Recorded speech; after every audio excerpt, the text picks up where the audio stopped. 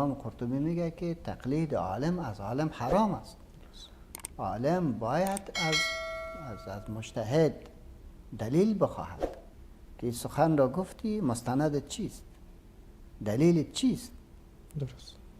دو، تقلید عالم از عوام حرام است. عالم برود از اجتماع تقلید بکن، ولی رواج مردم است. مردم چی میگویند؟ عالم همیشه استناد دارد، دلیل دارد. هرگاه عالم خود تسلیم برای عوام بکنه، گلم دین برچیده می شود. تقلید عوام از عوام هم حرام است. مردم از مردم تقلید بکنه، این هم انسان را به طرف بدبختی میبرد، به طرف انزجار و سقوط میبرد.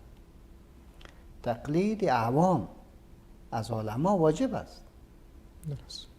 که اونها باید به نهجی که علما پیشکش میکند مشکلات را، اونها برشان راه های حل را جستجو میکنه و در اختیار عوام میدهد.